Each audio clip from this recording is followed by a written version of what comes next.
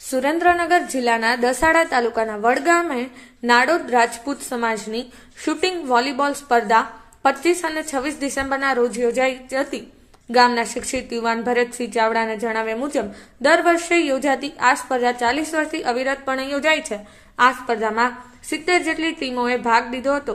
25 તારીખે સાંજે 4 વાગ્યાથી 26 તારીખે વહેલી સવારે 7 વાગ્યા સુધી આખી રાત ચાલતી રહે છે, જેમાં 3000 જેટલા યુવાનો ઉપસ્થિત રહ્યા હતા.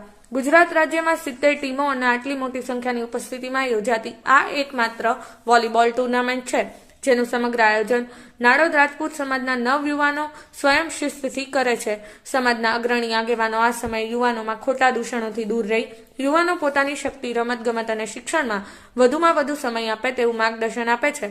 દર વર્ષે વડિયાર અને ખારાપાટ વિસ્તારના વિવિધ ગામો પોતાના ગામનું આયોજન સ્વીકારી તે ગામના યુવાનો આ સ્પર્ધાનું આયોજન કરે છે.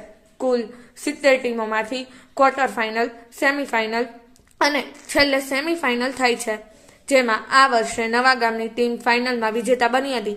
આયોજકોના હસ્તે ટ્રોફી અપાઈ હતી, જેમાં રનરઅપ, બેસ્ટ શૂટર, બેસ્ટ નેટની ટ્રોફી પણ અપાઈ હતી.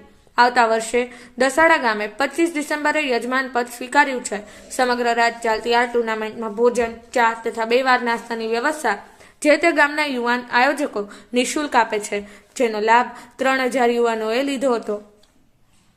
બ્યુરો રિપોર્ટ, સમય 24 ન્યૂઝ, સુરેન્દ્રનગર. ભરતસિંહ મોહનભાઈ ચાવડા, ગામ વડગામ, તાલુકો પાટડી, જિલ્લો સુરેન્દ્રનગર.